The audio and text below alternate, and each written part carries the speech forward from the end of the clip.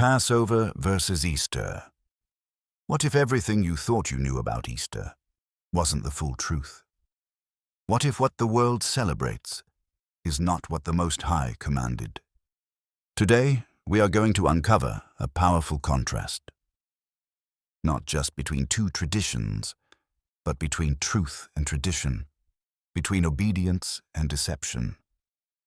On one side, we have Passover, a divine ordinance given by Yahawah, a memorial of deliverance, sacrifices, and covenant.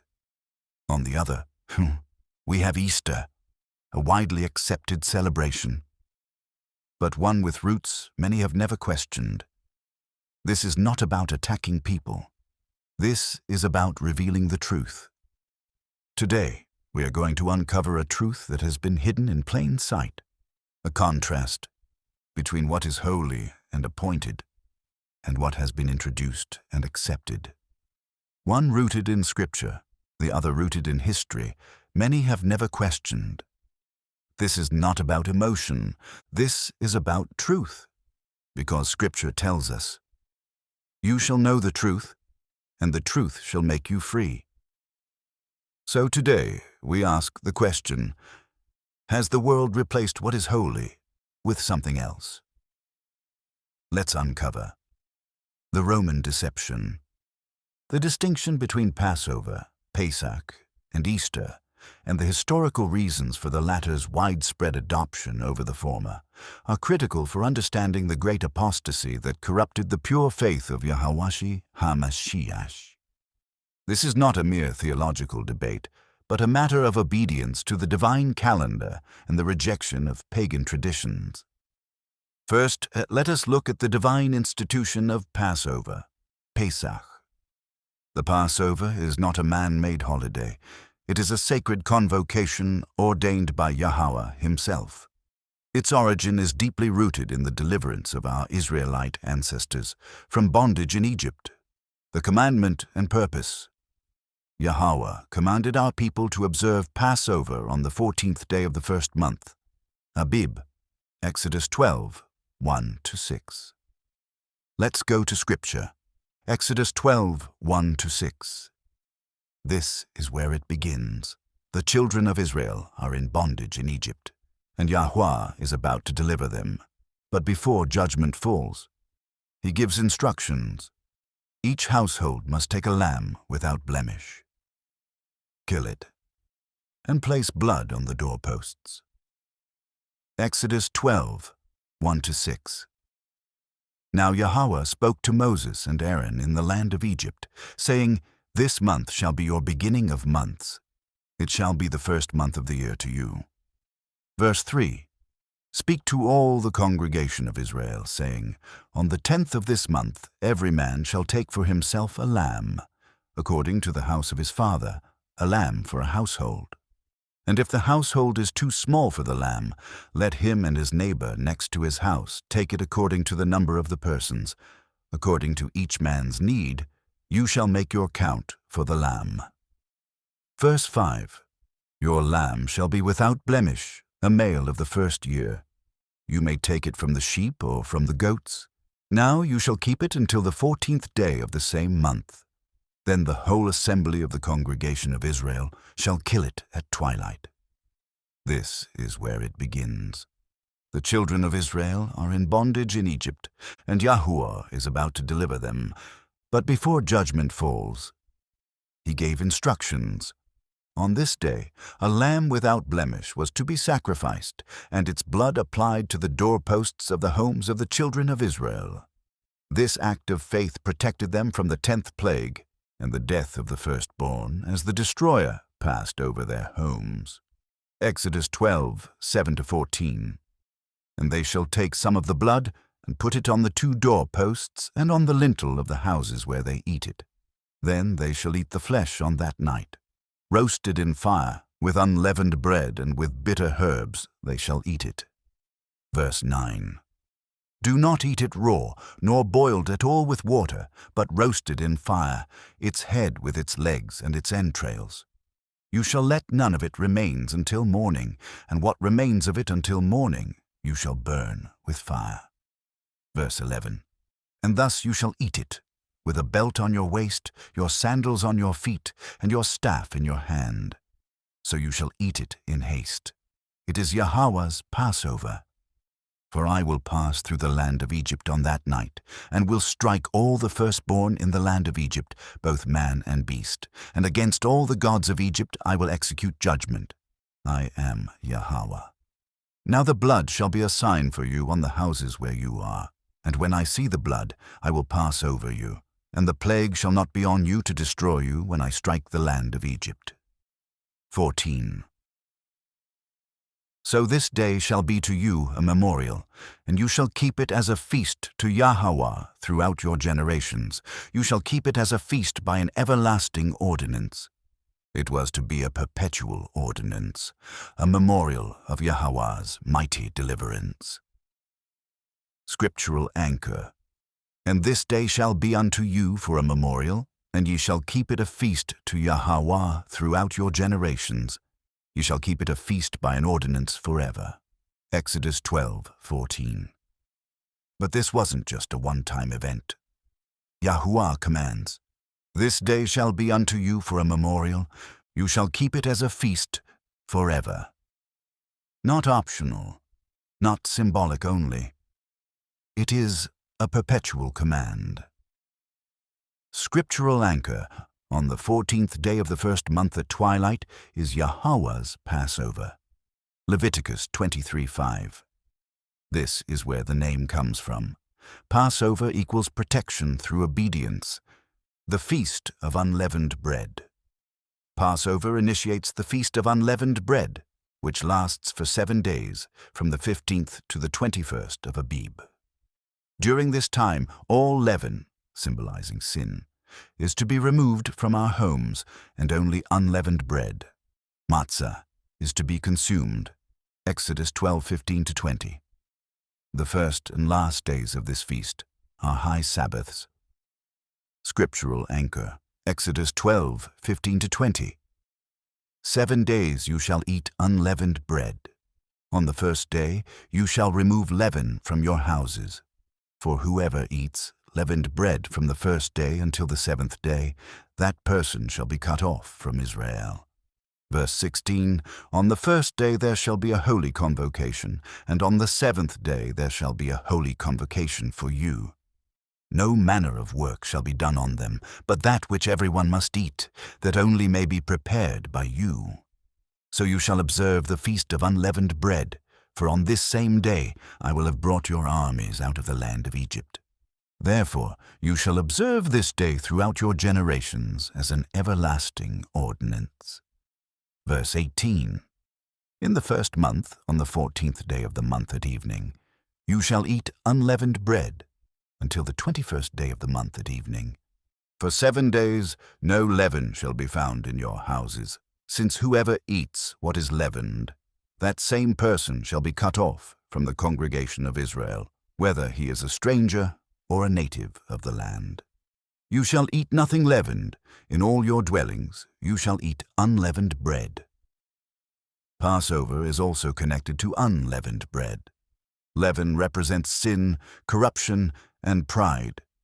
Removing leaven is symbolic of purification. This is also written for our instructions in the book of Leviticus 23:6-7. And on the 15th day of the same month is the feast of unleavened bread to Yahawah. 7 days you must eat unleavened bread. On the first day you shall have a holy convocation. You shall do no customary work on it. Yahawah HaMashiach, our Passover Lamb. The entire institution of Passover was a prophetic shadow of the coming Messiah. Yahawah HaMashiach perfectly fulfilled this divine pattern. He was crucified on the 14th of Abib, at the very time the Passover lambs were being slaughtered in the true Jerusalem. John 19:14-31. His sinless blood, shed on the tree, became the ultimate atonement, freeing us from the penalty of sin, just as the lamb's blood freed Israel from the death angel. Scriptural anchor. John 1:29. The next day, John saw Yahawah coming toward him, and said, "Behold, the Lamb of Elohim, who takes away the sin of the world." In the New Testament, our Messiah was our Passover, sacrificed for us. 1 Corinthians 5:7. Yahawah becomes the Passover lamb, not replacing Passover, but fulfilling its deeper meaning. Scriptural anchor, 1 Corinthians 5:7-8. Therefore purge out the old leaven, that you may be a new lump, since you truly are unleavened. For indeed Yahawah, our Passover, was sacrificed for us. Therefore let us keep the feast, not with old leaven, nor with the leaven of malice and wickedness, but with the unleavened bread of sincerity and truth. Now let us look at the pagan origins of Easter. Now let's ask a serious question. What is Easter? Where does it come from? Because when you search the scriptures, you won't find any commandments to celebrate Easter. The word Easter appears only once in some English translations, Acts 12:4, but the original Greek word is Pascha, meaning Passover. So where did Easter come from? You'll find something else. Easter is a pagan festival with no scriptural basis whatsoever. Its roots lie deep in the Babylonian mystery religion, specifically in the worship of ancient fertility goddesses. The very name Easter, is derived from Eostre or Ostara, a Germanic goddess of spring and fertility. This goddess is synonymous with the Babylonian goddess Ishtar, also known as Astarte, Ashtoreth, or Semiramis, the deified wife of Nimrod and the Queen of Heaven. Historically, Easter is linked to post-biblical traditions, developed over time, influenced by Roman culture, seasonal festivals, and symbolic imagery tied to fertility and rebirth. Let's be honest. Eggs, rabbits. These are not found in Scripture. They are symbols, but not biblical ones. So we must ask why believers practice what the Torah did not command. History shows a gradual shift. As the early assemblies grew, they began to move away from their Hebrew roots. And over time, biblical practices were replaced and rebranded. Passover became less observed. Easter became more established, not overnight, but slowly, subtly. Scriptural anchor referencing similar pagan worship. Jeremiah 7:18. The children gather wood, the fathers kindle the fire, and the women knead dough to make cakes for the Queen of Heaven, and they pour out drink offerings to other gods, that they may provoke me to anger. What are the pagan symbols and practices? The symbols associated with Easter, rabbits, hares, and eggs, are ancient fertility symbols. Rabbits are known for their prolific reproduction, and eggs symbolize new life and rebirth. These have absolutely no connection to the resurrection of Yahawah HaMashiach, but are direct appropriations from pagan spring rites. The practice of sunrise services is also a form of sun worship, a core tenet of the Babylonian mystery religion. Now, let us look at the timing of Easter. Easter, tied to the vernal equinox, falls on the first Sunday after the first full moon following the vernal equinox.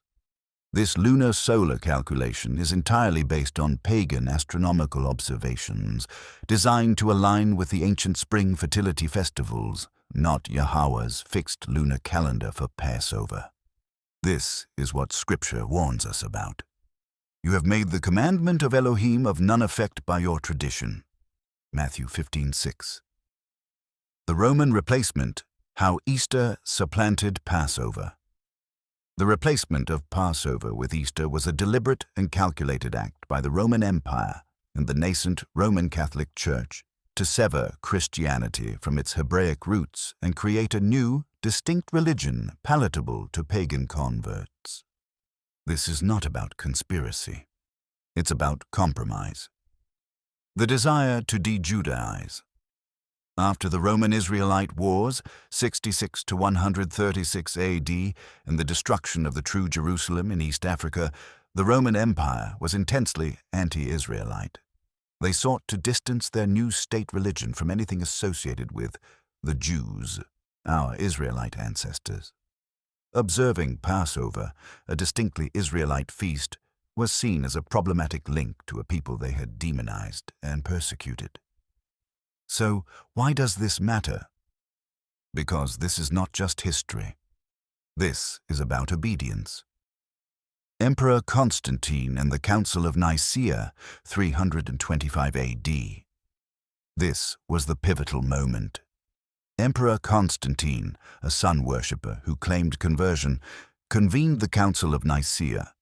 One of its primary objectives was to standardize the timing of the resurrection celebration, specifically to eradicate the practice of quartodecimanism, the observance of Passover on the 14th of Abib, as the apostles and early Nazarenes had done.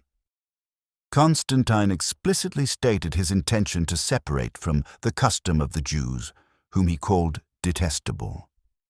He decreed that the resurrection would always be celebrated on a Sunday, thereby aligning it with the pagan sun god worship day and completely divorcing it from the biblical Passover.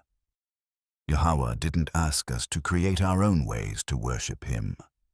He gave instructions, appointed times, set-apart practices, and the question is, do we follow what is written, or what is popular? Look at the scriptural anchor, prophecy of changing times and laws.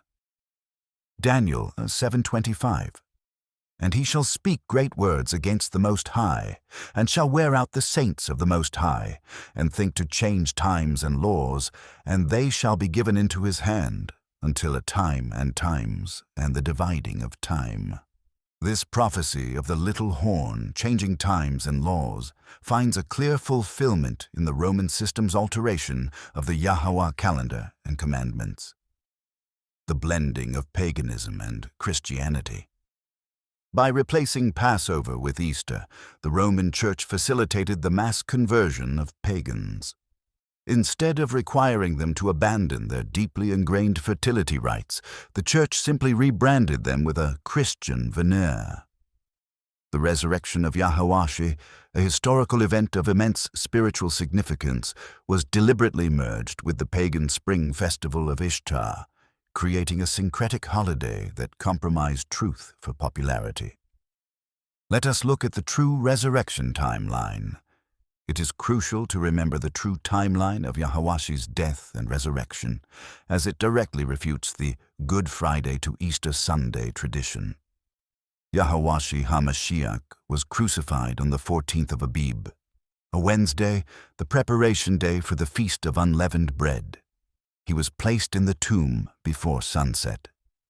John 19:31 tells us, "Therefore, because it was the preparation day, that the bodies should not remain on the cross on the Sabbath, for that Sabbath was a high day, the Jews asked Pilate that their legs might be broken and that they might be taken away. 3 days and 3 nights. Yahawah explicitly stated that the only sign proving his messianic ship would be that he would be 3 days and 3 nights in the heart of the earth. Matthew 12:40. For as Jonah was 3 days and 3 nights in the belly of the great fish, so will the Son of Man be 3 days and 3 nights in the heart of the earth. Here is the breakdown of the 3 days. Wednesday sunset to Thursday sunset equals first night, first day. Thursday sunset to Friday sunset equals second night, second day. Friday sunset to Saturday sunset equals third night, third day. Yahawah rose from the tomb at the end of the weekly Sabbath, the 17th of Abib, Saturday at sunset, having fulfilled the sign of Jonah perfectly. The women came to the tomb on the first day of the week, Sunday, at dawn, and found it already empty, Matthew 28:1, proving he had risen before sunrise on Sunday. Matthew 28:1. Now after the Sabbath, as the first day of the week began to dawn, Mary Magdalene and the other Mary came to see the tomb. In the contemporary English version it reads, "The Sabbath was over, and it was almost daybreak on Sunday when Mary Magdalene and the other Mary went to see the tomb." This date, the 17th of Abib, also miraculously aligns with the date Noah's Ark came to rest after the flood, Genesis 8:4, adjusted by Exodus 12:2, signifying a new beginning and a perfect divine pattern of salvation. Exodus 12:2. This month shall be your beginning of months. It shall be the first month of the year to you. So in conclusion, the replacement of Passover with Easter is a prime example of how the Babylonian mystery religion, through the Roman Empire, corrupted the pure teachings of Yahawah HaMashiach. It severed believers from the divine calendar and replaced Yahawah's sacred observances with pagan festivals disguised as Christian Easter. The call of Yahawah to "Come out of her, my people," Revelation 18:4, includes forsaking these pagan traditions and returning to the pure commandments and feasts of Yahawah. It is a call to be like the noble Bereans who searched the scriptures daily, whether those things were so, Acts 17:11, rather than clinging to the traditions of men. Now you've seen the contrast. Passover, appointed, commanded, rooted in truth. Easter, adopted and widely accepted. The question is no longer what is celebrated, but what does the Most High require? Because at the end of the day, truth is not determined by popularity, but by obedience. Scripture reminds us, "Why do you call me Master, Master, and do not do what I say?" Luke 6:46. This is not about condemnation. This is about awakening, a call to return, to remember, and to realign with what was established from the beginning. So now the decision is yours. Will you follow tradition, or will you follow truth? If this message opened your eyes, share it with someone who needs to hear it. And if you're ready to go deeper into truth, please like and share this message, and remember to hit the notification bell so you will know when the next lesson is uploaded. Subscribe to the channel and continue this journey with us. Because this is more than information. This is a transformation. Until next lesson, Shalom.